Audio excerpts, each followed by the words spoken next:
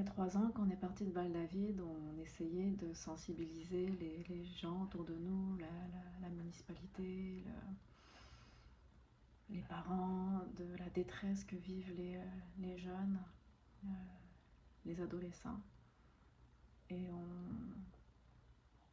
on se sentait un peu seul et démuni face à la détresse de notre adolescent, en tout cas. On a fini par quitter Val-David pour prendre soin de lui. Et 3 ans plus tard, je suis soulagée de me rendre compte que ce qu'on voyait il y a 3 ans commence à être vu et prise en charge. Donc à Val-David, maintenant, il y a une maison des jeunes. C'est fantastique. François et moi, on avait essayé d'en partir une. Il n'y avait pas les financements pour. Et on commence aussi à enfin ne plus être les seuls à agiter ce drapeau rouge de la détresse que vivent les jeunes hommes par rapport à leur identité. À l'époque, je parlais d'Andrew Tate aux autres parents et il y avait vraiment peu de personnes qui pouvaient réaliser l'ampleur de ce que la manosphère et de ce que de tous ces courants de incel, tout ce que ça représentait. On sortait d'une pandémie et je pense que il y avait comme un déni collectif. Puis je peux comprendre aussi là, ça a été tellement chargé émotionnellement déjà la gestion pandémique que il n'y avait plus d'espace pour d'autres problèmes. Donc là, il y a eu des études, il y a eu des articles, et on parle d'Andrew Tate, on parle on parle de plus en plus de cette génération Z. Là. La génération Z, c'est la génération de mon fils. C'est la génération qui pendant la pandémie, était en plein dans l'âge de l'épanouissement social.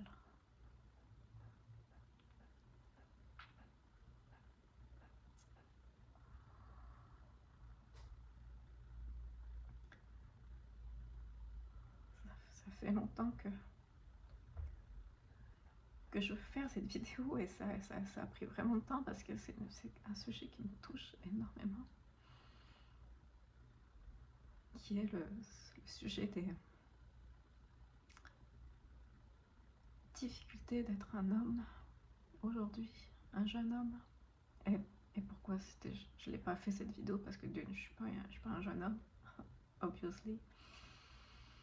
Et de deux, parce que jusqu'à maintenant, il y avait très peu de réceptivité à parler des hommes. On parle beaucoup des femmes, puis du besoin des droits des femmes, et je suis complètement d'accord avec cela. Mais le fait de mettre l'homme et la détresse de l'homme, c'est moins... disons qu'il y a moins d'espace pour ça, et je pense que c'est vraiment nécessaire qu'on en parle. Et je pense que moi, la vie m'a donné deux garçons pour que je sois vraiment sensible à cette réalité-là.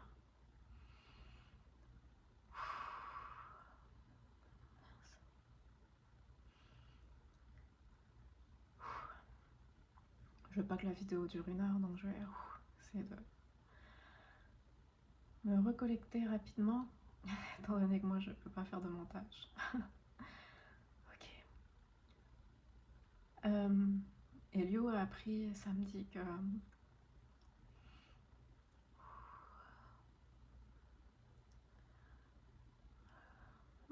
son très bon ami, qui a 17 ans, 18 ans,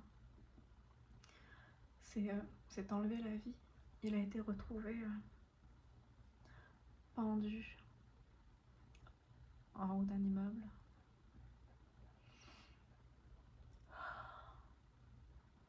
C'est la première fois qu'Elio fait face à la mort. À la mort d'un humain, il a déjà perdu son chat. Mais là, c'est un ami proche.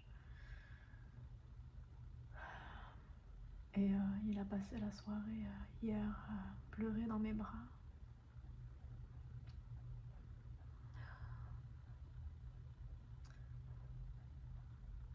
J'aimerais vraiment sensibiliser la collectivité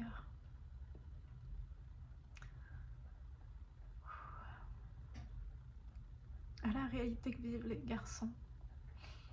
Je sais qu'on leur tape dessus parce que ils sont, selon une récente statistique, plus misogynes que nos parents, que les boomers.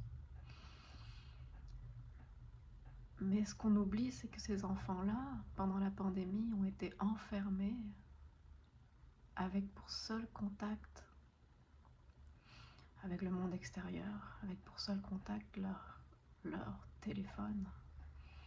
Et que sur ces téléphones-là, il n'y avait aucune régulation, aucune réglementation par rapport à qu'est-ce qui avait accès à eux, à leur intimité, au plus profond de leur être, à leur cerveau directement. Là, c'était genre de leurs yeux à leur âme.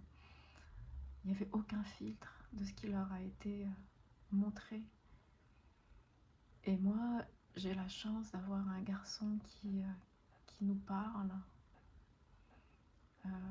On a la chance, comme parents, d'être encore ensemble alors que notre enfant est adolescent. On a la chance d'avoir un adolescent qui se confie à nous. Et en 2022, il nous parlait d'Andrew Tate, de la manosphère, de comment est-ce que ses amis étaient beaucoup là-dessus.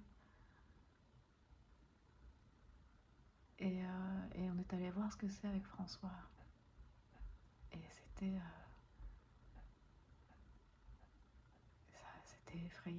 effrayant de voir que cette personne-là avait un accès direct à nos enfants. Et que c'est encore le cas en fait. Et qu'il y a un genre d'abandon des enfants. Et c'est comme si ce qu'on nous disait c'était « Ah ben moi j'ai grandi devant la télé et puis au bout d'un moment tu fais la part des choses ». Mais ce que les gens ne comprennent pas, c'est que la télé, tu l'allumes et tu l'éteins et quand tu es à l'extérieur, t'as plus la télé. Mais là, le téléphone, il est tout le temps sur l'enfant, même quand il va aux toilettes. Et la même chose, à l'époque, quand on allait à l'école, on se faisait intimider à l'école et quand on rentrait à la maison, c'était fini. Mais là, l'intimidation, elle continue jusque dans ta poche, jusque chez toi. Et Yo a vécu des choses vraiment difficiles au niveau beaucoup d'isolation à cause de sa couleur de peau, à cause de sa différence. C'est un enfant très sensible. Et le fait que l'intimidation continuait partout où est-ce qu'il allait, ça a fait qu'il s'est isolé et a vécu un trauma encore pire du fait de l'isolement. Ça l'a amené dans une situation vraiment toxique dans sa vie, à vivre des choses qu'il n'aurait jamais vécues s'il avait vraiment eu un filet social pour le tenir.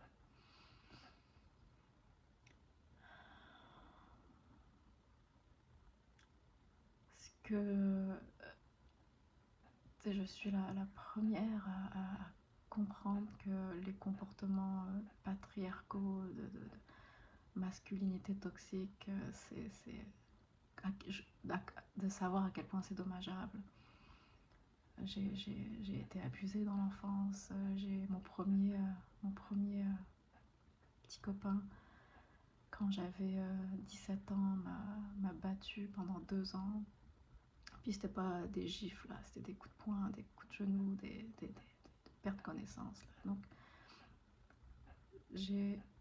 et pourtant, je sais pas pourquoi la vie m'a mis au monde avec une grande compassion pour l'homme. Malgré le fait que j'ai été abusée plusieurs fois,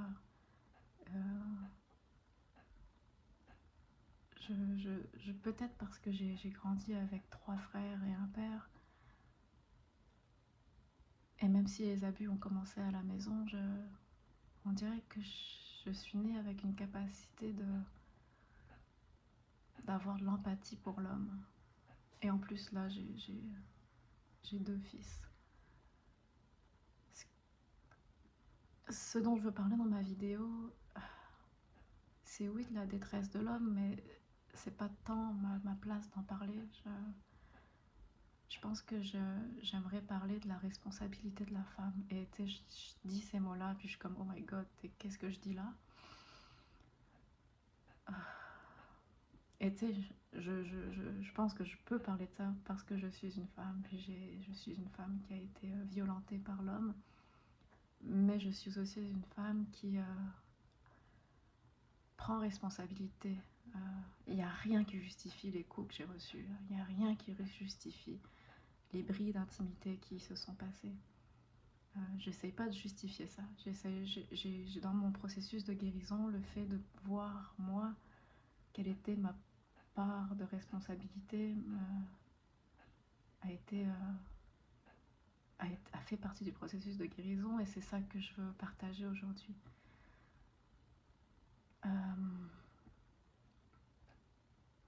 Je pense que, et ça c'est mon expérience à moi, elle peut peut-être résonner avec certaines femmes, peut-être pas. Je vais la partager parce que j'ai l'impression que ça peut faire partie d'un élément de solution pour aider les hommes à trouver leur place dans un monde où les choses changent et des choses qui n'avaient pas changé depuis des millénaires changent.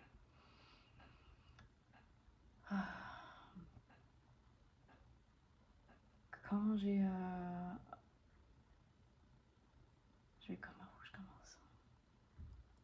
je vais commencer avec la colère.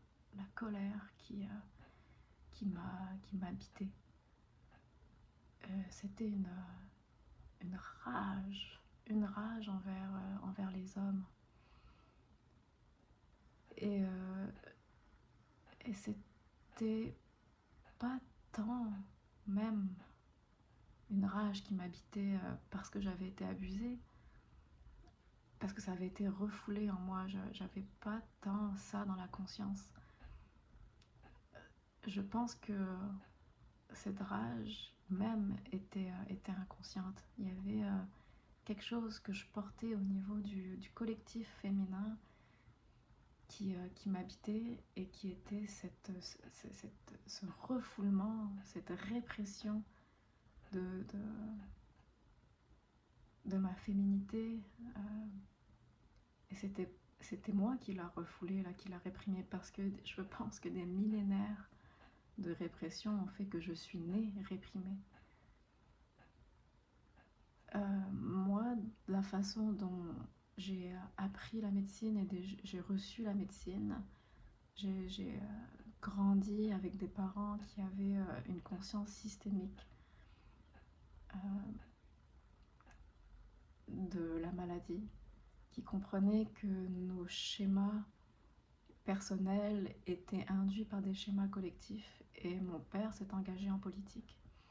Moi, j'ai grandi comme ça, et très tôt dans mon parcours, j'ai été attirée vers Lonnie Jarrett, qui m'a transmis sa connaissance de la théorie intégrale, Spiral Dynamic, il y a une quinzaine d'années, qui explique comment est-ce que le mouvement d'évolution personnelle suit un mouvement de conscience collective. Et ma façon de travailler inclut ça dans mes traitements. Je vois où est-ce qu'elle est la personne dans sa conscience de son environnement, et comment est-ce que ça peut créer des allergies ou des addictions à l'intérieur d'elle, dans sa personnalité. Moi, dans mon cas, il y avait clairement une allergie au patriarcat, à la hiérarchie dominante, patriarcale.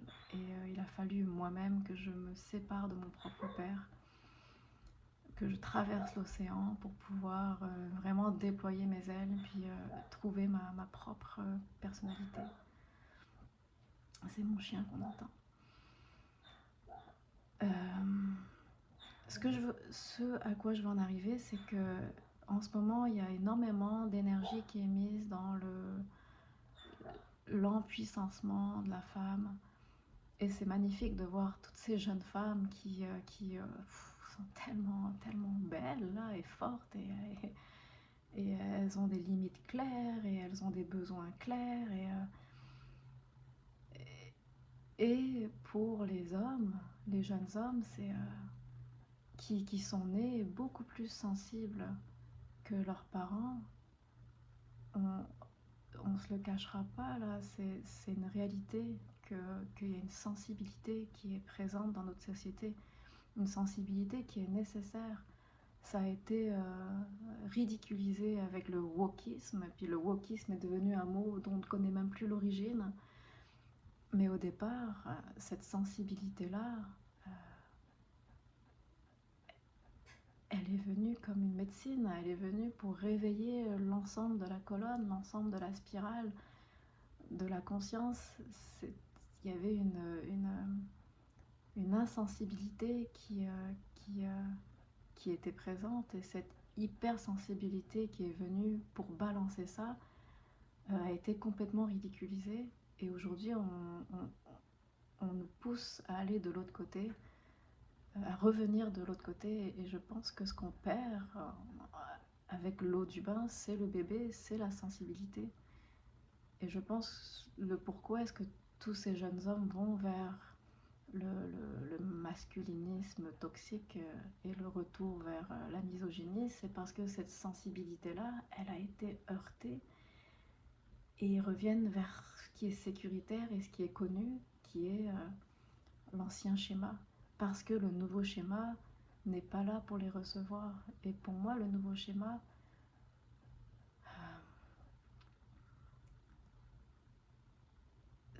c'est de comprendre que la sensibilité, il faut en prendre soin.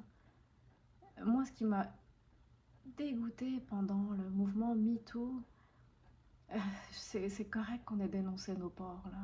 Honnêtement, là, enfin, tu sais, il y en a eu des hommes qui ont abusé, là.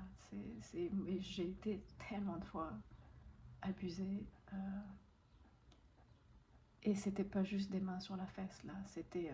J'ai été... On a dépassé mes frontières, là, organiques.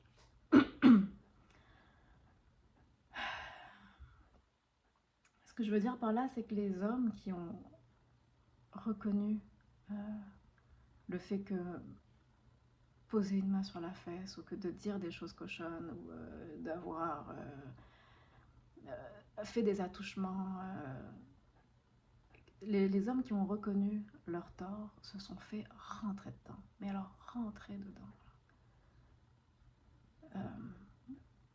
Tandis que ceux qui avaient violé des femmes, là, on parle de pénétration, là, ceux-là qui ont nié, et qui n'ont pas juste nié, qui ont insulté en retour les femmes qui les avaient dénoncées, ceux-là ont été... ceux-là ont été... sont devenus présidents. C'est un exemple. Ils en ont sorti indemnes. C'est comme si les hommes qui avaient eu le courage, la sensibilité, ont payé pour tous les autres. Et bien, qu'est-ce que ça fait, ça fait le mouvement contraire. C'est certain que les hommes, ça a pas marché, là. Ça a fait le contraire, là. On est comme... Donc je pense que... Je sais pas... Je pense que déjà là, on a une responsabilité collective à prendre soin de la sensibilité de nos hommes. Un autre exemple que je peux donner, moi, personnellement, c'est François. François est un homme tellement sensible, et François s'est tellement fait rentrer dedans par moi. Il a payé pour tous ceux qui m'avaient abusé. Et j'ai été chanceuse qu'il reste avec moi. j'ai été chanceuse aussi d'avoir des outils pour le reconstruire après l'avoir traumatisé. Honnêtement, j'ai été son plus grand trauma. Je me sens aujourd'hui, on en est arrivé à un point où je ne vis plus de culpabilité par rapport à ça parce que François, et je pense que ça y est, je l'ai réparé après l'avoir cassé. Mais les amis de François sont comme lui, c'est des hommes sensibles, créatifs, doux, et pendant des années, on a recueilli ces hommes-là chez nous parce qu'ils se faisaient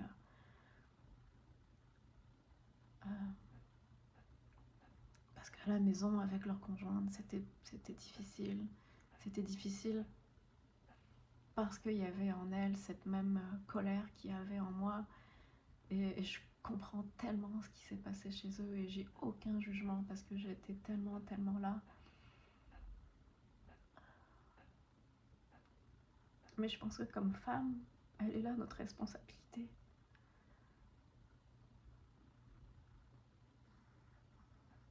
Elle est d'être capable de reconnaître et de prendre soin de la sensibilité de nos hommes.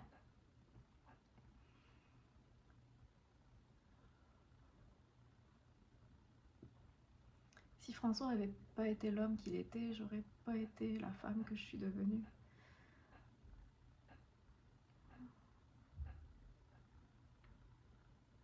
Il m'a permis d'avoir un safe space, le fameux safe space qui est tellement ridiculisé en ce moment.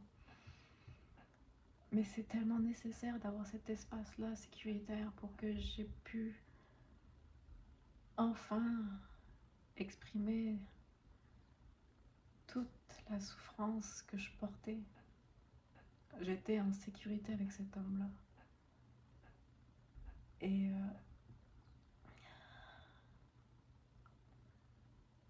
ça m'a permis de guérir.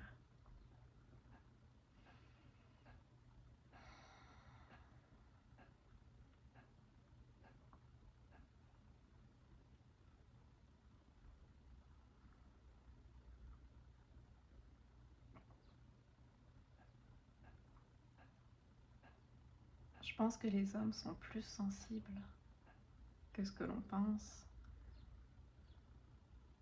et que les femmes sont beaucoup plus fortes que ce que l'on pense.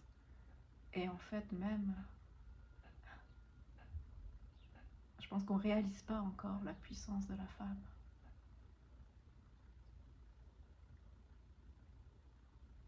Et j'ai envie d'envoyer le message aux femmes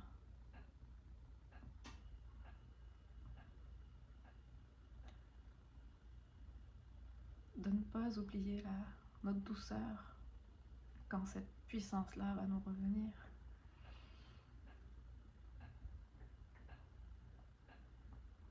Et de ne pas oublier que si on est capable en ce moment de l'explorer et de la retrouver, cette force-là, c'est parce qu'il y a des hommes en ce moment qui nous offrent l'espace de le faire. Et que ces hommes-là ont besoin de nous.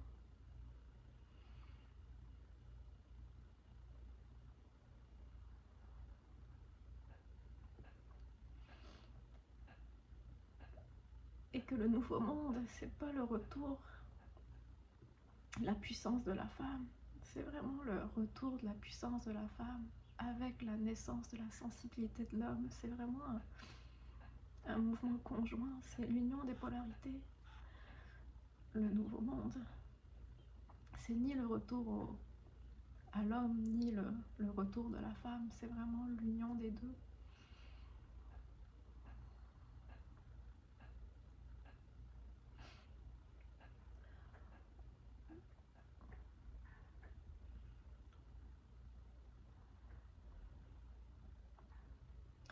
Je pense à Elio qui est dans sa chambre là parce qu'il ne pouvait pas aller à l'école aujourd'hui. Je pense à Ashoka je pense à mes deux fils Et ces deux fils-là sont des êtres tellement sensibles et je leur souhaite de trouver, de grandir dans un monde où cette sensibilité-là va être accueillie et reconnue par les hommes autant que par les femmes.